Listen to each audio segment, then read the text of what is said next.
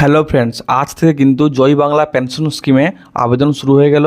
আপনি কিন্তু আপনার নিকটবর্তী জনকল্যাণ শিবির থেকে এই ফর্মটা পেয়ে যাবেন এবং সেখানে গিয়ে কিন্তু আপনি এই ফর্মটা আবেদন করতে পারবেন।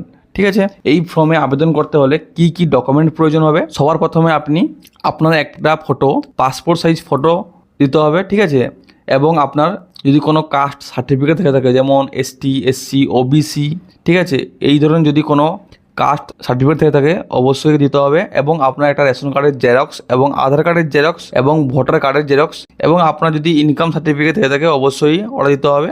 ঠিক আছে, অন্যথা আপনি কিন্তু আপনার ব্যাংকের পাসবুকের ফটো ওটা কিন্তু দিতে পারেন। যদি অন্য কোনো ডকুমেন্ট থাকে তো অবশ্যই ওটা দিতে পারেন। ঠিক আছে, এই কিন্তু এই ডকুমেন্টের লিস্ট। এরবারে ফর্মটা কীভাবে আপনি আবেদন করবেন, এখানে প্রথমে তো হচ্ছেন আপনাকে একটা ফটো, এই প্রথমে উপরে এটা ফটো মানে অ্যাটাচ করতে হবে। তারপরে এখানে তপশিল বন্ধু বা জয় জোয়ার এসটি, তো এর মধ্যে যদি আপনি কোনটা চুজ করবেন।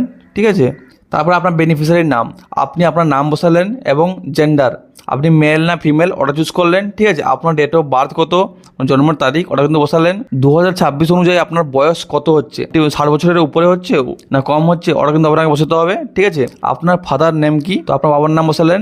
ঠিক আছে, আপনার মায়ের নাম কি, মায়ের নাম বসালেন। এবং কাস্ট, আপনি এসসি না এসটি ওটা কিন্তু বসালেন। রিলিজন, আপনার রিলিজন কি, হিন্দু, মুসলিম, তো ওটা কিন্তু আপনি এখানে লিখে দেবেন। ঠিক আছে, তারপর আপনার ম্যারেজ স্ট্যাটাস, আপনি বিবাহিত না অবিবাহিত, তো যদি আপনি বিবাহিত হয়ে থাকেন তো অবিবাহিত সেট করবেন, যদি অবিবাহিত হয়ে থাকেন তো অবিবাহিত সেট করবেন। ঠিক আছে, তারপর আপনার স্বামীর নাম বা স্ত্রীর নাম, আপনার স্বামী বা স্ত্রীর নাম কিন্তু আপনি এখানে বসিয়ে দেবেন। আপনার ফ্যামিলির মান্থলি ইনকাম কত, তো ন্যূনতম একটা ইনকাম আপনি কিন্তু এখানে বসিয়ে দেবেন। এবং আপনার যদি কাস্ট সার্টিফিকেট থেকে থাকে অবশ্যই আপনার কাস্ট সার্টিফিকেটটা দেবেন। এবং ডিজিটাল রেশন কার্ড নাম্বার, আপনার যে রেশন কার্ডটা আছে পিএইচএইচ বা এসপিএইচএইচ যে রেশন কার্ডটা আছে ওই রেশন কার্ড নাম্বারটা কিন্তু আপনি এখানে বসিয়ে দেবেন। তারপর আপনার আধার কার্ড নাম্বার, এই মনে রাখবেন যেটা স্টার দেওয়া আছে এইগুলোই মানে ফিল আপ করা অত্যন্ত জরুরি, বাদবাকি না ফিল আপ করলে চলবে। আধার কার্ড নাম্বার, এখানে কিন্তু আপনার আধার কার্ড নাম্বার বসিয়ে দেবেন এবং আপনার ভোটার কার্ড নাম্বার ওটা কিন্তু বসিয়ে দেবেন। ঠিক আছে, বসানোর পর সিএ অ্যাপ্লিকেশন স্ট্যাটাস, আপনার যদি সিএতে নাম থেকে থাকে অবশ্যই, যদি সিএতে আপনি অ্যাপ্লাই করে থাকেন তো কিন্তু আপনি এখানে এই বক্সে ক্লিক করবেন এবং সিএতে অ্যাপ্লাই করার সময় আপনাকে একটা অ্যাপ্লিকেশন নাম্বার দেওয়া হয়েছে বা সার্টিফিকেট নাম্বার দেওয়া হয়েছে, ইস্যু করা হয়েছে, ওই নাম্বারটা আপনাকে কিন্তু এখানে বসাতে হবে। ঠিক আছে, যদি এসআইআর এর সময় ডিলিট হয়ে গিয়ে থাকে বা ট্রাইব্যুনালের নাম এসে থাকে তো আপনি এখানে ইয়েস হলে ইয়েস করবেন, অন্যথা নো হলে নো। যদি এর মধ্যে কোনো কিছু না থাকে অবশ্যই কোনো কিছু করার দরকার নেই। আপনার প্যান কার্ড নাম্বার, যদি আপনার প্যান কার্ড থেকে থাকে অবশ্যই আপনার প্যান কার্ড নাম্বারটা বসিয়ে দেবেন।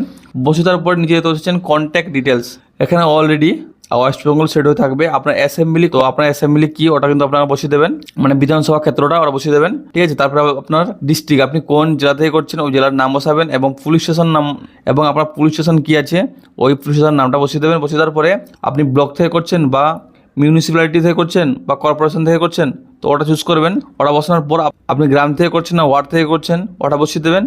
আপনি ভিলেজ না টাউন বা সিটি, আপনি যদি ভিলেজ বা টাউন বা সিটি থেকে করছেন তো অবশ্যই তার নাম বসাবেন। যদি ভিলেজ হয়ে থাকে ভিলেজের নাম বসাবেন, টাউন হতে টাউনের নাম বসাবেন। যদি আপনার হাউসের নাম্বার কত বা পারমিশন নম্বর কত ওটা কিন্তু বসিয়ে দেবেন। ঠিক আছে, পোস্ট অফিস, আপনার পোস্ট অফিস কী আছে ওটা বসাবেন এবং আপনার পিনকোড নাম্বার বসাবেন। ঠিক আছে, তারপর হচ্ছে number of years duelling in West Bengal, আপনি পশ্চিমবঙ্গে কতদিন ধরে আছেন। যদি আপনি জন্ম থেকে আছেন তো আপনার ডেট অফ মানে বয়স কত বছর, তো ওই বয়সটা কিন্তু বসিয়ে দেবেন। ঠিক আছে, 60 ইয়ার্স মানে 60 বছর ধরে আছেন বা 70 ইয়ার্স এরকম এটা বসিয়ে দেবেন। ঠিক আছে, বসানোর পর আপনার মোবাইল নাম্বার বসাবেন এবং যদি ইমেল আইডি থেকে থাকে অবশ্যই ইমেল আইডি বসিয়ে দেবেন। ঠিক আছে, বসানোর পর আপনার ব্যাঙ্ক নাম, আপনার ব্যাঙ্কটা যে ব্যাঙ্কে ডিবিটি লিঙ্ক আছে ঠিক আছে ওই ব্যাঙ্কের নাম বসাবেন। ধরুন আপনার ব্যাঙ্ক পাঞ্জাব ব্যাঙ্ক, তো পাঞ্জাব ব্যাঙ্কে ডিবিটি লিঙ্ক আছে তো পাঞ্জাব ব্যাঙ্কের নাম বসাবেন। বা স্টেট ব্যাঙ্ক থেকে থাকে যদি এসবিআই বসালেন। ঠিক আছে, এবং ব্রাঞ্চের নাম, ব্যাঙ্কের ব্রাঞ্চটা কি ওই ব্রাঞ্চের নামটা বসিয়ে দিলেন। বসানোর পর ব্যাঙ্ক অ্যাকাউন্ট, আপনার ব্যাঙ্ক অ্যাকাউন্টে যে নাম্বারটা আছে ওই অ্যাকাউন্ট নাম্বারটা কিন্তু আপনি এখানে বসিয়ে দেবেন। বসানোর পর আইএফসি কোড, আপনি আপনার আইএফসি কোডটা ওটা কিন্তু আপনি বসিয়ে দেবেন। ওই ব্যাঙ্কের ফার্স্ট পেজে কিন্তু আপনি এইসব সমস্ত কিছু পেয়ে যাবেন। ঠিক আছে, বসানোর পর এখানে দিয়েছে কী কী ডকুমেন্ট লাগবে, আমি প্রথমেই জানিয়ে দিয়েছি যে কী কী ডকুমেন্ট লাগবে। পাসপোর্ট সাইজ ফটো, যদি কাস্ট সার্টিফিকেট যদি থাকে ওটা, এবং copy of digital ration card, Aadhaar card, voter card এবং ডিক্লারেশন ফর্ম বা রেসিডেন্সিয়াল সার্টিফিকেট। ঠিক আছে, এবং ইনকাম সার্টিফিকেট এবং ব্যাংকের পাসবুকের কপি, যে আদার্স কোনো ডকুমেন্ট থাকে তো ওটা। তারপর হচ্ছে নিচে সেলফ ডিক্লারেশন নমিনেশন। ঠিক আছে, এখানে কি করবেন, আপনার মৃত্যুর পর আপনার টাকাটা কাকে দিতে চান, নমিনি কাকে রাখতে চান, ওই নমিনির নামটা দেবেন, ঠিক আছে। এবং আপনি কোন পেনশন স্কিম অ্যাপ্লাই করছেন, ওল্ড এজ পেনশন স্কিম, তো এখানে কিন্তু ক্লিক করবেন। ক্লিক করার পরে আপনি কিন্তু আপনার এখানে যে ডেটা অ্যাপ্লাই করছেন ওই ডেটা বসিয়ে দেবেন এবং এখানে কিন্তু আপনি একটা সিগনেচার করিয়ে দেবেন, ঠিক আছে।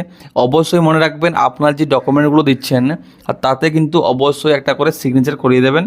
তো আশা করি বুঝতে পেরেছেন, আর বাকিটা কিন্তু একটা অফিসিয়ালি ফিল আপ হবে। তো বন্ধুরা এইটুকুনি বুঝতে পেরেছেন, জনকল্যাণ শিবিরে কিন্তু আপনি এই ফর্মটা অ্যাপ্লাই করতে পারবেন, ফিল আপ করে দিতে পারেন। এবং 15, 16, 17 এই 3 দিন কিন্তু জনকল্যাণ শিবির বসবে, ঠিক আছে। এরপরে যদি আপনি ফিল আপ করেন তাহলে কিন্তু আপনি আবার আপনার নিকটবর্তী ব্লক অফিসে গিয়ে কিন্তু আপনি এটা ফর্মটা ফিল আপ করে দিতে পারেন। তো তাড়াহুড়োর কোনো কিছুই নেই। তো বন্ধুরা ভিডিওটি ভালো লাগলে অবশ্যই লাইক আর কমেন্ট করো। জয় হিন্দ, বন্দে মাতরম। দেখা হচ্ছে পরের ভিডিওতে। ধন্যবাদ। অবশ্যই যদি আপনার কোনো ডাউট থেকে থাকে অবশ্যই কমেন্টে জানাতে ভুলবেন না। ধন্যবাদ, ভালো থাকবেন। ধন্যবাদ।